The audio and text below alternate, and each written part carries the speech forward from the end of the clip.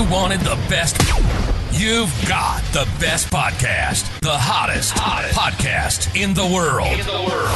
The Chris Voss Show, the preeminent podcast with guests so smart you may experience serious brain bleed. The CEOs, authors, thought leaders, visionaries, and motivators. Get ready. Strap yourself in. Keep your hands, arms, and legs inside the vehicle at all times, because you're about to go on a monster education roller coaster with your brain. Now, here's your host, Chris Voss. Hi, folks. It's Voss here from thechrisvossshow.com. Ladies and gentlemen, there are these things that makes official. Welcome to 16 years, 24 episodes of the Chris Voss Show. Do you know we turn 17 next month in August? Holy crap-a-moly. 2008 or 2009, we were sitting around going, what should we call this podcast we're going to do? And we were coming up with all sorts of stupid names, and we're like, I don't think we're going to keep doing social media management advice 10 years in, or talking about Silicon Valley or Apple or Crapple or Google or all those sort of things that were going on, and of course all the companies that have gone before. So we called it the Chris Voss Show. What a thing. Now refer it to your family, friends, and relatives. Damn it, it's been 16 years already. Go to goodreads.com/Chris Voss, linkedin.com/Chris Voss, Chris Voss 1 on the TikTok, and even Chris Voss, Facebook.com. And today we have another amazing young man on the show. As always, we have the coolest authors, the people with all the knowledge that bring all their stuff on the show, and then just some idiot with a mic. Today we have AJ Maddeny on the show. The idiot with a mic, of course, is me that I'm referencing. Our guest is the smart one. That's why we have guests, eh?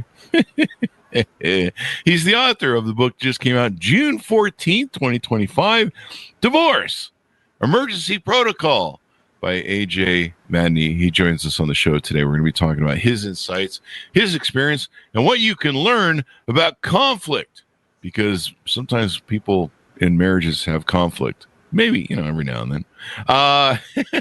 AJ is a conflict strategist and decision system expert whose work challenges conventional thinking about power, resolution, and personal agency. With advanced degrees in conflict analysis, was he married before? And decision science, he brings a structural lens to life's most oriented experiences, including disputes, negotiations, and misaligned systems. His approach to resolution is grounded in objective analysis and dynamic engagement with systems, roles, and personalities. His goal is to move readers from chaos to clarity, restoring agency and fairness through strategic structure. Welcome to the show. How are you, AJ? It's a pleasure to be here. Thank you for having me on your show, Chris. Thank you for coming. It's a pleasure to have you as well. Give us your .coms. Where do you want people to stalk you on the internets there? Yes, Maddeny.com, MADDENY.com. Lots of information there. Please go and look around. So give us a 30,000 overview. What's inside your book? The book is, of course, from the title, Divorce Emergency Protocol. It's for a specific part of the divorce journey, as it were. But, of course, as you mentioned, I'm focused on relationships and systems. So, it started from the point that we are living in a world that is digital, leaning and oriented. And that's how we think and we do things in binaries, while relationships and marriage in specific is an analog system. So it has a lot of room for understanding and feelings and, melodic communication and all of that. But now we have to stick to really binary stuff that is final, yes or no, reaching the conclusion before actually considering the issue. And because my practice, I do a lot of divorces. I thought that this was an important thing because I get a lot of people who, by the time they come to me, have already made a mess of the divorce process. Usually they do it in that 90-day window from one of them saying that they want a divorce. And that's the impetus of the book. So I'm trying to help people not make those mistakes that they cannot recover from going and reaching that divorce decree. Yeah, and people are so wrapped up in, the emotion of and the identity of being married and their plans and, their feelings about it. Once someone decides to, hold hostage or kill this thing that they've tried to plan and build together. It's hard not to get emotionally upset about that. And of course, you have children involved as well many times, so you're concerned about the safety of your children and who's gonna protect them, and and so I've seen people, and I'm sure you have too. But yeah, I've witnessed people that they get really caught up in the emotion of it, and I can't blame them. It's totally understandable. And I hear that you were married multiple times without getting divorced. Yeah, the running, there's this callback joke on the show for several years now, and it changed the number like every time of many divorces I had. The callback joke is that I've never been married, so. Yeah, I think you're up to 12 at this point, right? Yeah, sometimes I go 7. 7's a popular number. It just kind of depends on which number I decide to go with, but yeah. But you save yourself from a lot of pain. That's what I'm going to say. Thank you. Well, that was get a vasectomy at 22. That helps. It's a little hard to catch me when the rabbit don't die, as Aerosmith would say. So now, are you an attorney, I guess, by trade? No, I'm a conflict analysis and resolution specialist. So I did go to law school, but switched because I am not into confrontation. The hope was to actually go through law school to learn how to help people resolve conflicts, not make it worse. And of course, I'm not speaking ill of colleagues here. They do a great job advocating for people who need a voice, and their expertise are really important. However, not everything needs a lawyer. Divorce does not need a lawyer in general, just because now most marriages end up with a divorce, over 50% of the time. So as a society, we really need to come to grips that divorce is just a natural transition that throughout the life of a marriage that goes to the next one, apparently. So for it to be this hard and this tough and this expensive is problematic. And there are easier ways to do it, and that is through mediation, for instance, and through some negotiations. If the couple is able to talk to each other, perhaps, if they know how to talk to each other, then it becomes, a little bit easier.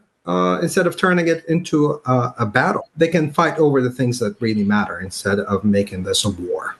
So do you come in, do attorneys hire you to come in for mediation or try and calm situations, or do you work as a mediator? How do you come into the system officially according to the system when, there's, who's your client? Who calls you in for help?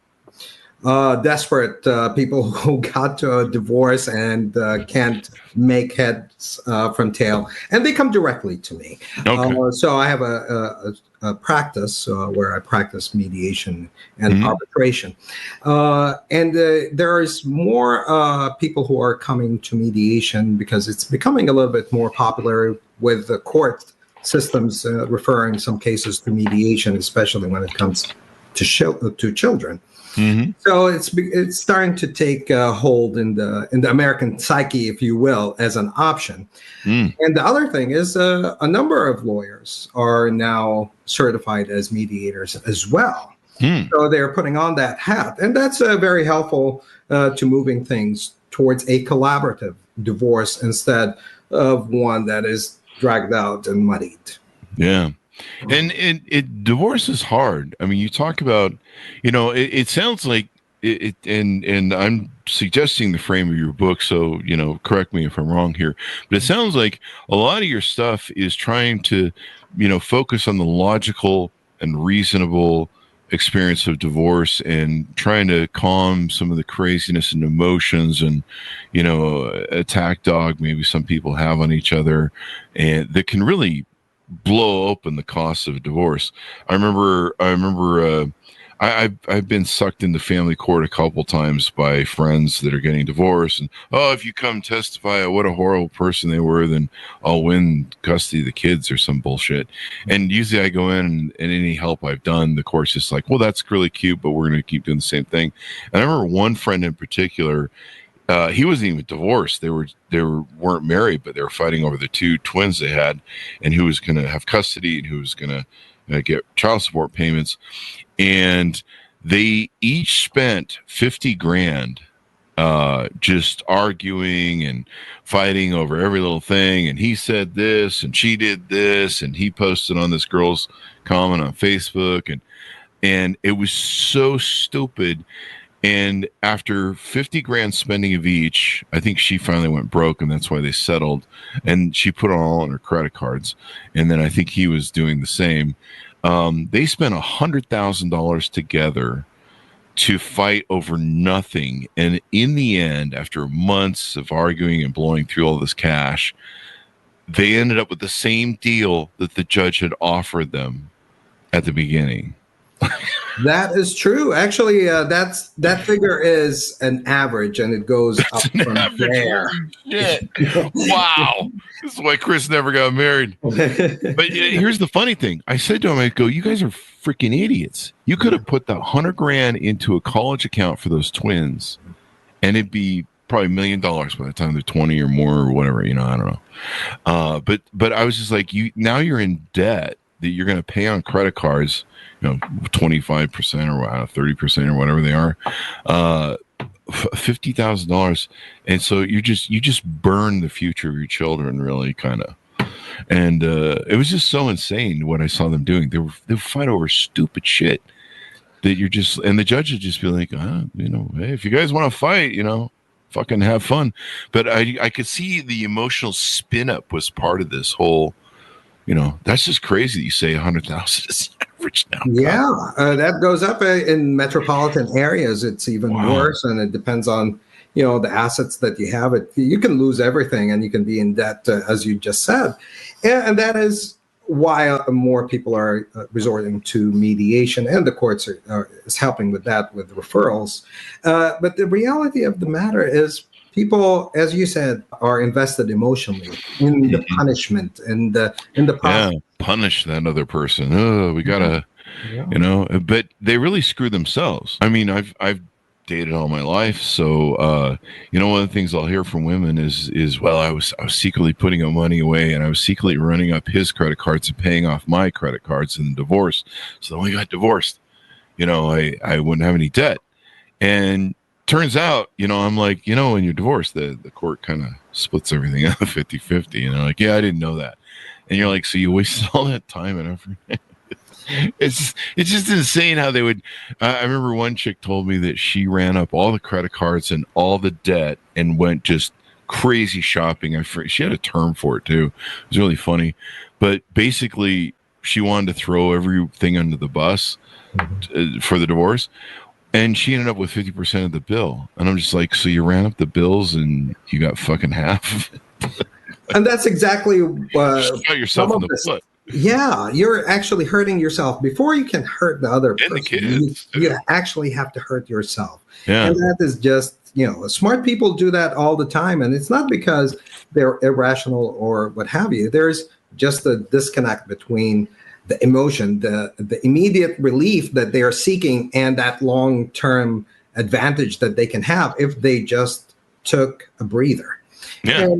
And one of the things that I'm plugging my book here, that I talk about is exactly that. Is like when you're faced with a divorce, when the other side tells you that they want out, what not to do is more important than what you will do.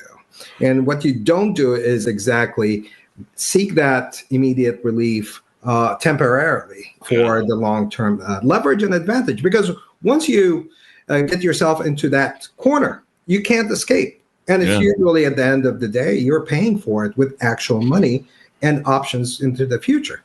Yeah. And when you have kids, it's even worse. Yeah. And they'll fight over just, I don't know if all divorce is that way, but I have a lot of friends get divorced and the stuff they fight about. And I'm just like, dude, just accept it. She doesn't want to be with you anymore.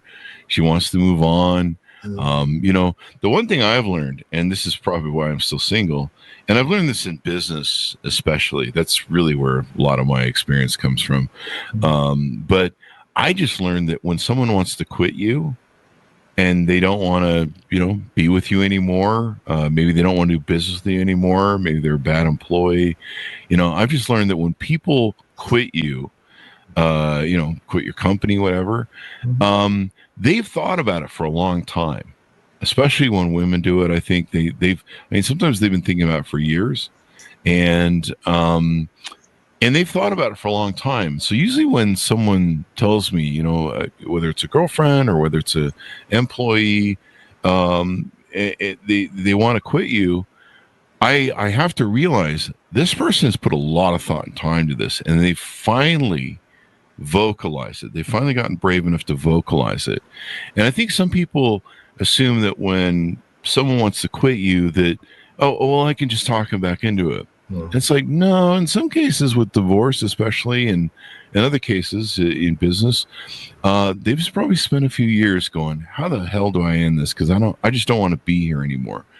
And so a lot of times that ship has sailed where you can kind of convince them to stay. You might be able to buy some time, but you're just, to me, here's what I tell people, and actually I tell this to girlfriends too. I'm like, never put me in a situation where you hold the relationship hostage and you threaten to kill it if I don't do something, because I'll kill the hostage. And my policy is, if you threaten to leave me, you've thought about it. So I'm just going to advance you to the end point. I'm just going to do Red October on you. I'm going to close the distance between you and the missile and explode it first. So that's kind of my policy. Don't ever try to extort me or hold me hostage, because I'll kill the hostage, and then I'll kill you. Technically, I mean, don't do the killing part, but you know what I mean. Kill the marriage or the relationship. Yeah. I take that from the scene of Kaiser Soze in the movie The Usual Suspects. There's a scene there where he does that, and you know what? It's kind of interesting because people will be like, okay. And then sometimes you'll get earlier warnings of stuff, but emotionally and logically for me, I go, okay, this ship has sailed. I need to accept it. You're fighting over this stuff. Just go. And, in one case I've cited in my business stories, I had a business partner that in our last year, he quit, and I talked him into staying, and I knew that I should never do that because we had that policy with employees. We learned that when employees want to quit, you got to let them quit, and you can't let them come back. And because they'll just leave with a bigger mess. And the same thing with relationships too. And so I made the mistake of talking him into staying, and all he did was in a year just make a bigger mess, leaving to try and wipe out the debt and throw his company that he was overseeing that we had in bankruptcy. So yeah, having a logical approach to this stuff is really important, and I think that's what saved me from a lot of the scrap. Yeah, there's a parallel between the business side and the emotional relationship of a marriage or a girlfriend, boyfriend, or what have you, any other combination. Yeah. Business partnership's kind of a relationship, almost like a marriage sometimes. Yeah. And when you're saying, you're absolutely right. People actually go beyond just thinking. They sometimes reach out to lawyers. They figure out their finances before getting to that table and saying, I'm out, it's over. Usually it's never an ultimatum. It's not in the heat of the moment. People, when they get to that point, it is serious. And of course, it doesn't make any sense to try to talk them out of it, because you're only agonizing the situation or yourself a little bit more with that hope that is not realistic. And the answer to that, usually, if you're the one who's receiving that, you're shocked, you're in free fall. The thing that you need to ask for immediately on the spot is say, okay, I hear what you're saying. It's a shock. I need to process this emotionally, logically. Obviously, this is serious enough that I need to take enough time, as long as you took to come to this table and tell me about it. And that's usually in the, half a year or two. So as a person who's receiving that information, you need to be able to say on the spot as soon as possible. Of course, you can't do it on the spot when you're emotionally out there. But you can always try to come and say, get back to that person and say, I need 3 months, 6 months, I'll let you know when I'm able to engage on this, because now I am my whole world just fell apart. Yeah. An hour ago, I was still working on the relationship, but an hour ago, I was still imagining and dreaming of what our life would look like in a year or 10 years. So to make that shift, that is unreasonable for that person to expect the receiving spouse to just switch. Yeah. It doesn't make any sense. And yeah, the thing I tell a lot of people, because I counsel a lot of people in relationships, and the thing I tell a lot of people is when this stuff happens, they've usually been planning for a long time. Sometimes the surprise of it is the effect, and marriage is an identity. And, like you mentioned or alluded to, it is a vehicle where people see two people moving together into their future, planning a future. You kind of rest in that sort of the thing, that Fight Club sort of thing where it's like, well, I've got that part of my life taken care of. I got the furniture and the duvet set, I've got that part of my life taken care of. And so a lot of people are like at that moment where they're like, well, I've got that marriage thing, kids taken care of. I'm on the track, for the retirement and, the golden age or whatever your vision of that is. And so it's a death of an identity. And when I talk to so many people in divorce or post-divorce, they don't understand that it really is a death of an identity, and there is a grieving process that goes on. You have to go through the steps of grief. It's just like when my dog dies, it's just like a death. And there's a process in the grieving, and then of course you've got all those emotions. So I like how your book approaches bringing a logic and reason sort of, sanity to it, and a step back where you can go, hey, okay, time out for me. I need to get my head around this, but I need to make sure I don't react in a way that, I like we say, we've seen this thing where one person's one-upping the other, and then what's the longest divorce right now? Brad Pitt and what's her face, Angela Jolie. Haven't they been going on for like 10 years plus now or something? And that's not uncommon, even between regular people. Uncommon. Oh, geez. On and off, they try, they come back. As you said, the identity part is a lot of people treat the divorce as a closure from the outside. So they don't realize that, no, it's its own trauma, its own loss, its own process that needs mourning. And there's no wake for it. There's nobody, because what actually died is that sliver of identity that you hold within, the way that you view the world through that lens, and how you want to present yourself. Because as you must, identity itself is two-way. You present something, and the receiving party, has to accept that identity for it to be true. So that negotiation no longer exists. You're not wearing the ring anymore. You don't have that face that you can present to other people, and you have to mourn it as well. People divorce on a Wednesday, go to work on a Thursday, they get a nod from a colleague, and that's about it. Yeah. And then you just go to Vegas for a weekend and do hookers and blow. No, don't do that, folks. It's bad. I'm just kidding. And you don't need to add drugs to that problem you already created. But no, I like how, some of the billing in the book details here. Divorce, emergency protocol reframes divorce not as a personal failure, but as a structural rupture requiring clarity and not chaos. I like how you put that. And that's another point. We talked about the identity, but also personal failure, right? Maybe as a man, you look at it and be like, where did I fail? Where did I go wrong? Should I have, done more of this or done more of that? Or she wanted this and I didn't follow through on whatever that was. And I've never been a woman, so I don't know how to take things from their point of view, but they feel like whatever. But yeah, I think a lot of people can feel that it's a failure, that they've they've sucked at life, but there's a lot of people that fail. So it's almost not like a failure at this point. It seems pretty common. And because it's common, we need to accept it as such and be prepared for it. Yeah. And I've had, my longest business partnership was basically a marriage. It was 22 years of my best friend that I went to high school with. Actually, we grew up from junior high as best friends. And we were business partners for 13. And I thought we had the greatest relationship, trust, and he was for 12 years the best friend and the best business partner I could ever have. And but these things end, these things kind of have a season, and I kind of relegate it to like, even every now and then the Rolling Stones break up and don't get along. It seems like every 10 years a band ends.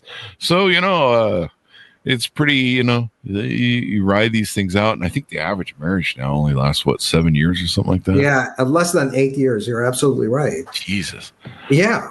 Why do you think that is? Do you have any opinions on that? I have a few controversial ones, but one of them is that back in the day when marriage was the institution that it was, people complemented each other. It was a business relationship. It was financial. The two get together, they make babies so that they have labor to till the fields and milk the cows and take the cattle out. So it was a business venture, or a political one. If you watch Game of Thrones, there are actual functions. Yeah. But today, in post-industrial society, we are redundant. We do exactly the same thing, and we leave things that we need done, and we outsource those. A husband and wife, they both go to work. They're both tired. Who's responsible for cooking? Who's responsible for rearing the kids, parenting? You outsource all of that. You have Kellogg's in the morning and you have the local diner at night. And, in between you have Betty Crocker, you outsource the food to. And for raising the kids, it's the daycare. It's the sequence of play dates. All of those things, the strain is so much that there isn't a support system. It used to take a village. We don't even have one person that can complement us in a marriage even. And when it was the nuclear family, there was some of that, back in the 50s. But that's when marriage itself as an institution started taking a nosedive. You mentioned the Goodfellas. I'll mention one even older, the 7-year itch. Yeah. See how far it goes. That was when, America as a society started noticing that there is a break in this institution. The last movie that I saw that, still played on the idea of complementing each other was Jerry Maguire in maybe mid-90s, when he sang something to the effect of "You complete me." That was the last one that I heard that was still part of the narrative that we have, that there is the two complement each other. They help each other become more than the individual parts of a man and a wife. So that's one of them. That's just one aspect of why marriage is not working anymore. Of course, there's, I would hate just to rattle all these things, but, the idea of victimhood, we're all victims. We all have ADHD, we have OCD, we have PTSD. It's like, wow, a whole society of challenged people, because I have a problem, so you have to work around it, around me and my problem. Well, that's a problem in and of itself. That other person in your life is already weighed down by all of the issues that they have to deal with, work, bosses, traffic, all of that stuff. And then they have to dedicate whatever is left to the marriage. But who's reciprocating? Like, where is that? Where do you get the energy to fulfill your connection and that relationship? From nowhere at this point. It's just being sucked out.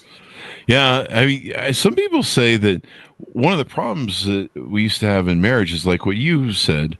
We complement each other, we work together. In some countries, and it kind of used to be here, families would decide marriages, and one of the reasons you would get married is so that you could get the economy and support, financial support, and financial abilities of having an extended larger family than yourself or your family. And so two families are better than one, basically.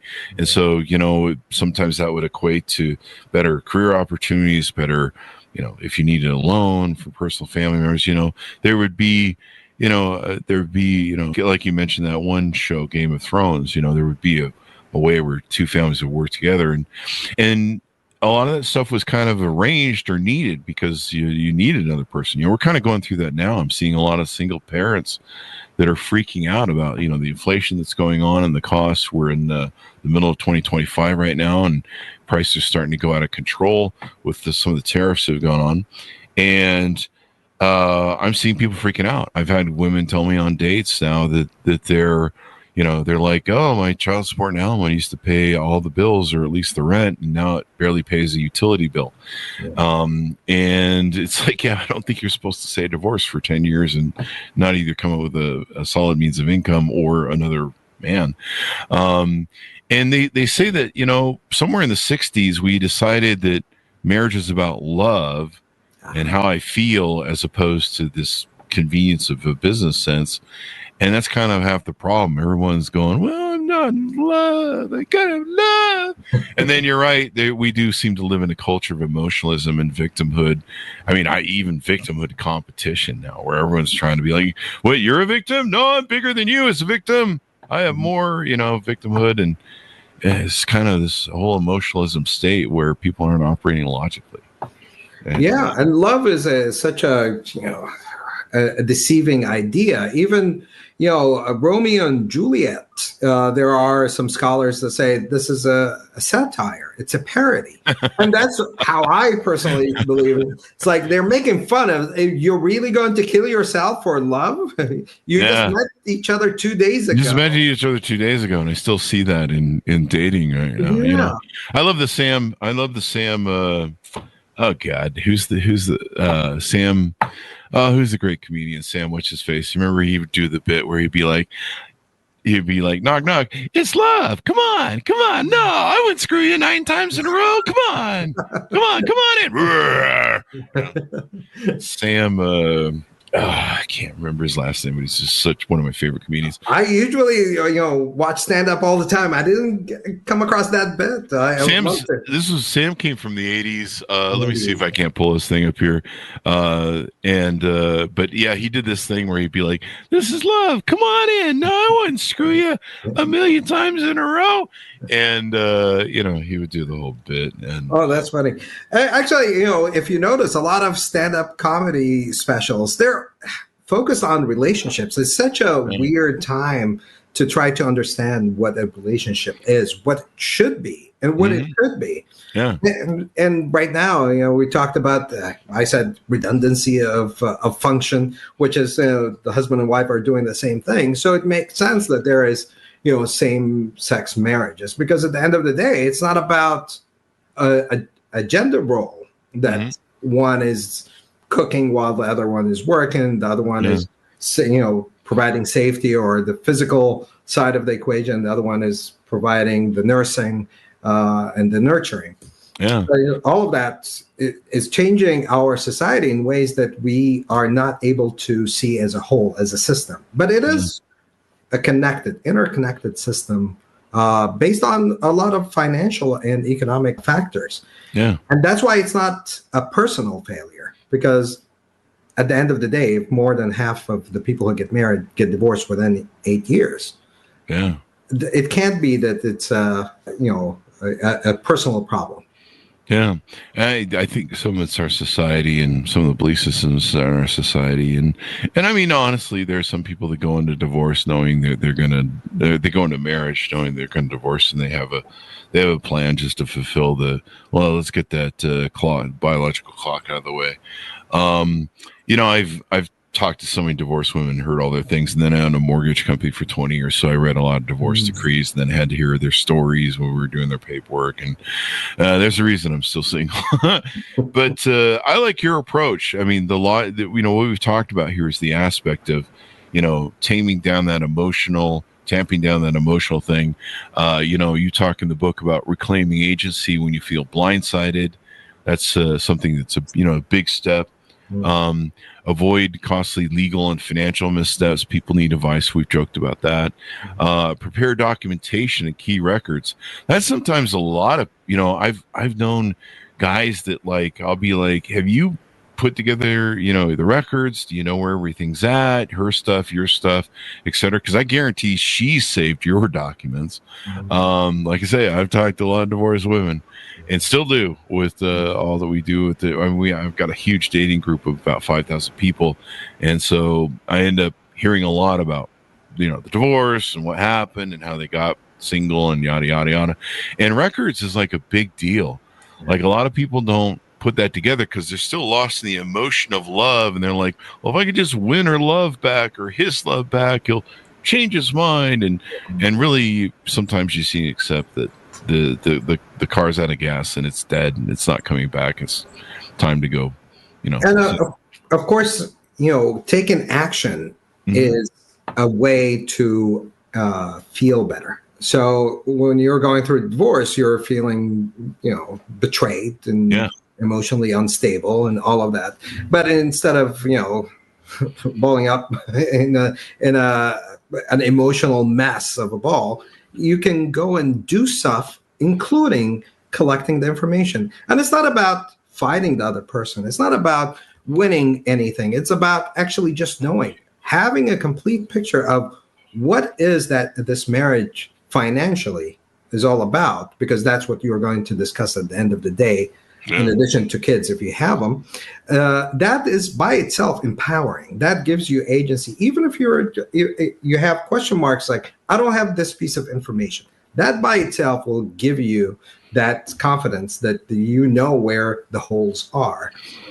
So I like your concept there. If you don't mind me interrupting you, just to highlight your concept is it gives you something to do, and sometimes doing something can help you through these processes. Staying busy, staying active, focusing on results.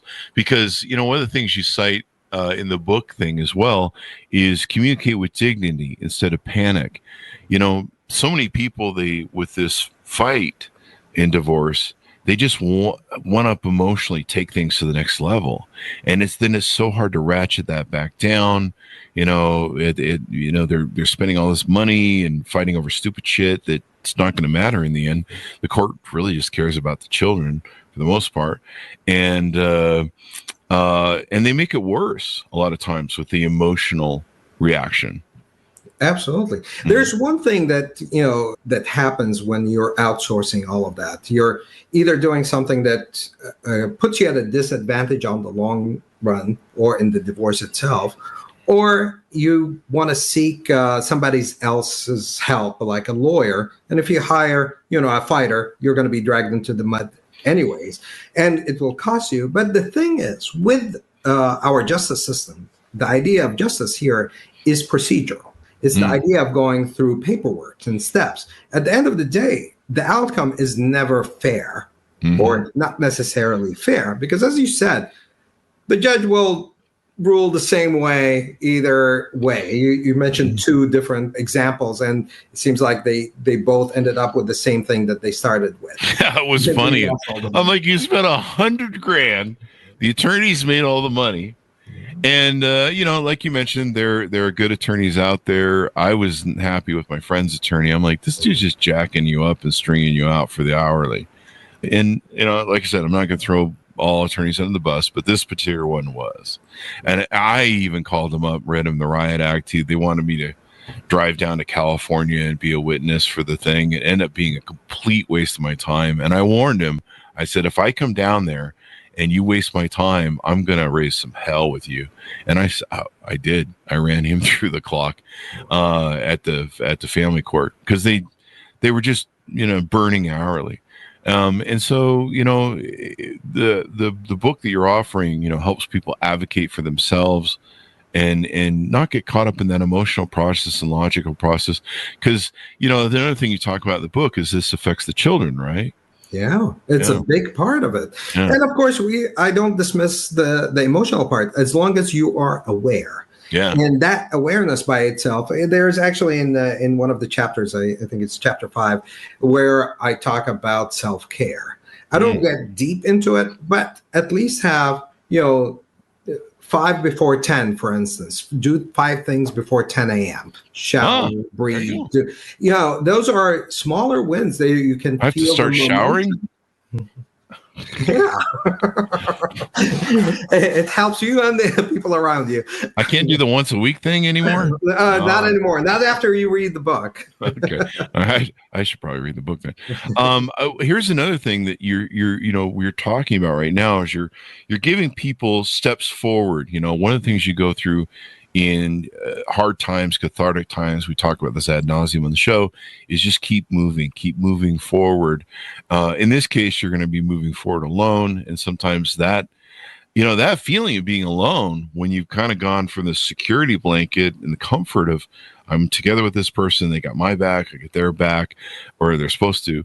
But you giving them a roadmap, and you talk about in the book, designing the first phase of your divorce with intention and not impulse. And I would probably add emotional reactivity that isn't going to be helpful and just going to escalate the emotional thing. I think that's great that you have that in your book, because what you're doing is you're focusing them on moving forward in a healthy manner and also giving them something to think about rather than just throwing that pity party. Yeah, exactly. And it's we start from the same point. It's not your fault that you're in this situation. Right. It's the other person's fault. No, it's believe it or not, I think it's the institution or society that doesn't want us to be married just because it's structured that way at this point. But in reality, if you got into this, the marriage itself as a team, and as soon as you said, I do, it broke down. It broke down because you have no longer the same goals of moving forward together to achieve. And even if you think that you have it implicitly, it's not explicit enough for people to move forward. And at the end of the day, you are actually 2 different people. So it makes sense when you get to that fork in the road of divorce to make it easy on each other, because you will need that money that, instead of spending it and give it to lawyers or even mediators, to actually hold on to that and build a new life on a solid foundation. There you go. I talked to somebody recently. It was a guy who got divorced, and one of the things he did was, when the divorce started, he put himself in therapy, and he cited that as really helping him navigate the divorce and do well. And some of the behavior I've seen people do in divorces, where I'm like, your children are watching, they're listening, you're really fucking your kids in the head, and that's not healthy. And divorce is generational trauma. I'm a guy who's dated all my life, 35 years. I've seen it all. I started dating divorced women about 28, 29 in Utah when they were coming on their first 10-year run. In Utah, they get married like 18. And so I've heard all the stories. Like I said, I own a mortgage company for 20 years. You have to read every divorce decree. I've probably read, I don't know, several hundred divorce decrees, heard a million stories. And that's the reason I'm still single, folks. And I still have all my money and 100% of my shit. It's that's one of the things I realized too, you mentioned, is that I wanted to highlight, is this is a different person. And sometimes people, they think they own people because, well, we own each other because we're married. We're in this vehicle going through life. This is one of the reasons I own companies, that I don't own people or get married, is because I can change a company because I own it. I can do stuff to my BMW because I own it, but I can't change another person. I mean, when another person wants to walk away, we talked about the hostage situation before, that's their prerogative. You know, you can't force other people to do what you want. I mean, that's a great way to end up in jail for slavery or kidnapping or, whatever else. And so, yeah, recognizing these things. Let's talk about, let's move to what you could do on your website, some of the services you offer. How can people utilize your group coaching and consulting that you do there on your website? Yeah, I have, for instance, a divorce exit plan course that is live for 3 weeks, starting on the 7th of August. By the way, for your listeners, if they would use Voss 150, they would get a discount for that. Oh. That is one. And of course, I have the book, Divorce Emergency Protocol. And there are some writings and other opportunities, including reaching out to me for consultation. And of course, I do that on a regular basis with individuals and organizations.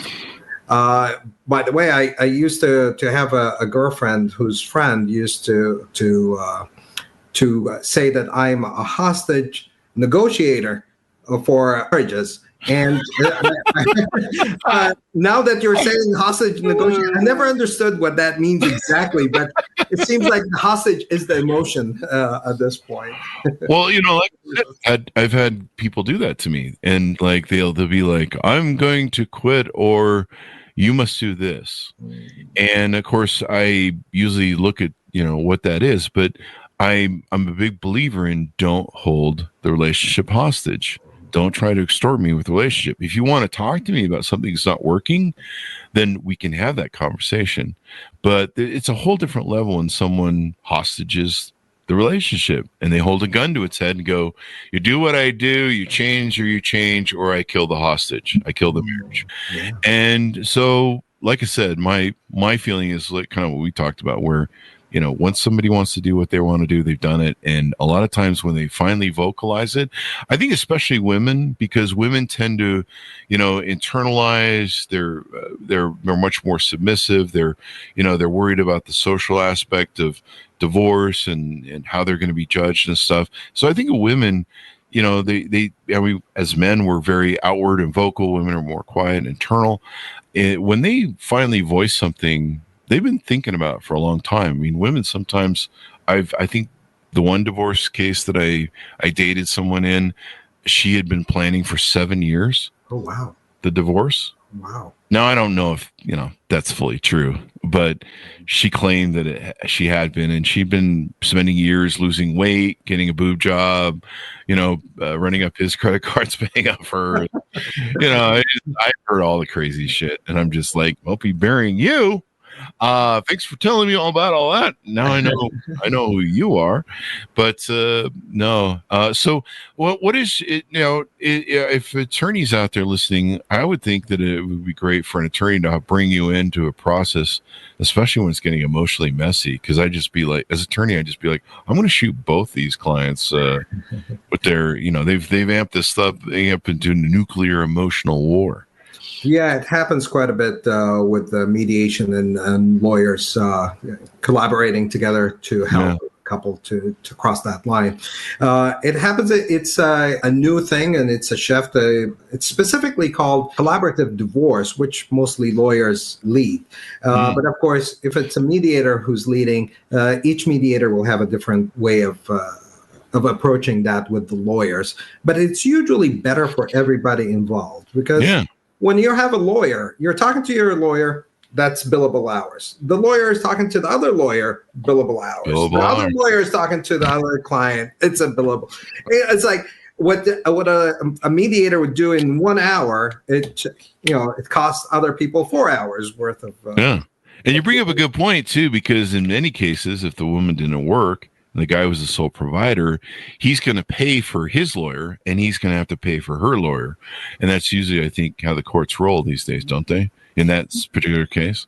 Not specifically, but at the end of the day, that's, it's marital responsibility. Marital money's marital money, yeah. Yeah, so at the end of the day, yes, there is a discrepancy here and there that can be reconciled on the books and the ledger somehow, but they're both going to pay for it. Even if we consider that emotional toll is costly. Yeah. Because if you can't do other things, go and get a job or can't, do a gig job, but that's still, direct cost on the people who are in the middle of it. Yeah, and the sooner you can, get it over with, move on. And, I've seen healthy divorces that have been amicable, and sometimes they've worked it out themselves without the lawyers. And that's just been so much better for the children, for what the children experience. Because, going through divorce that takes years or a year, and they overhear all the stuff. They hear the phone calls, they feel the tension of the parents. This is really important for them. And I think, from the aspects of what you put forth, maybe I'll just put this book in my singles group, because there's still people fighting over their shit in the singles group, and or trying to square the emotional toll of their divorce. I think that approaching from a logical sense, I'm the same way now. Like if a business partner or somebody says, "Hey, I'm going to quit," or an employee says, "I'm going to quit," and then they're like, "Well, I was just acting out." No, you weren't. No, you weren't. You've thought about this. You didn't act out. You were the person who got drunk and said the quiet part out loud that you've been stewing. So we're just gonna help you advance the exit here by moving you there.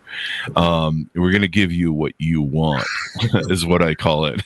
People are like, "No, I didn't want to be fired." I'm like, "No, you wanted to quit. And there's consequences. So we're just going to help you, give you what you want." People are like, "I hate you, Chris. You're a piece of shit boss." Okay, great. Well, let me help you fulfill what you want. Moving on. But no, I don't want to get fired. Well, this is part of how the whole thing works. So, right. You mentioned something very important leading up to that. The kids. I'm a product of a broken home back in the 80s. And I am still living the divorce. Really? And I'm sure that everybody else, because even my career is focused on relationships. And, I could have been doing other stuff with my degrees and making real money and living more comfortably. But I'm still agonizing over the little AJ that once was the son of those parents. And my parents were, a college professor and an engineer, very quiet people, very sophisticated people, very, reasonable. And out of the blue, no shouting, no yelling, nothing. And then there's divorce. But even that they appear to have moved on as kids, we had to continue to deal with it even till now. Even the passing of our father, that was, something that brought us together when we had fractions in the family up to that point. And we'll still continue to have it. So I can only imagine how today's kids, who actually see their parents fight, and they become pawns in this chess game that they're playing. And they're using the kids to actually deliver blows to each other and punish each other. They're just really, it's unconscionable when it comes to raising the kids that way. One other benefit of people getting your book and working with you too, to have a logical, reasonable attachment to this, is, as the new boyfriend, I usually don't try to date somebody who's not 2 to 3 years out of a divorce anymore. But even then, a lot of times the ex-husband gets jealous, thinks he's being replaced as a father. I know enough about psychology that you should never muck up the child's relationship with the natural born father. And sometimes I've had to sit down with an ex-husband, and go, "Look, I'm not trying to subjugate you or, deface you in front of your children. These are your children," because I don't want them. I don't want to pay for them. But these are your children. It would be wrong for me to interfere. I would be doing damage to these children if I tried to subjugate you as their father and their birth father, or interfere in that relationship, because it's very healthy. It's what they need. Because I've seen what generational divorce looks like. I've seen it. I've seen what the end game is after 20 and 30 years of multiple divorces, and the effect on childhood. I often say single mothers raise single mothers raise single mothers. It's very true. And same thing with single fathers too. Many of the single fathers that I know, they're raised in divorce. And so a lot of the blueprints they were given by their parents, we go ahead and utilize in real life. And if you've got a broken blueprint, things aren't going to work out for you. It's just a given. So as we go out, final thoughts on the book. Tell people, pitch out to them how they can reach out to you, get to know you better. The event that you mentioned, we may want to get a plug in for as well. Absolutely. So Maddeny.com, MADDENY.com. You go there on the landing page, you'll get a lot of information, including on the top, the next cohort for the divorce exit plan, which we utilize a lot of the stuff that is in the book, Divorce Emergency Protocol, and then some, zip files where they can start collecting information and what have you, and what to do with that information and how to utilize them. And there, if you need free guides, there is a free guide as well. Reach out to me. I have my Calendly open there. More than happy to discuss personal situations. Oh, well, I think this is great. And like I said, I mean, there's people still going through the emotional divorce process like years later. And you're like, dude, you really need to move on from this thing. She did this and he did that and blah, blah, blah, blah, blah. And you're just like, that's all water on the bridge now. You need to figure out how to make the next steps to move on and clear yourself. And, that's one of the reasons I don't date people that have been divorced for at least 2 to 3 years, depending upon the length of their divorce, because they haven't gone through the grieving process. They haven't gone through, kind of figuring out who they are again. And they have to become a new person because they were a different person in divorce. It's a different identity. So you have to become your own person again. You have to figure out what you like and what you want to do with your life and, plan that out. So I'm glad you help get people get their wheels on the ground and start heading that direction, man. Give us any .com so we go out so we have that final. Yes. So use the code Voss 150 if you choose to enroll in the course at Maddeny.com, MADDENY.com. Well, thank you very much for coming on the show. We really appreciate it, man. It's a pleasure. Thank you for having me. Thank you. And thanks, Ernest, for tuning in. Order up the book wherever fine books are sold. Recommend it to your friends that might be going through issues. Divorce Emergency Protocol out June 14th, 2025. And please, people, think of the children. For the love of God, I've seen just so many horrible divorces, and the children just get put through the mill.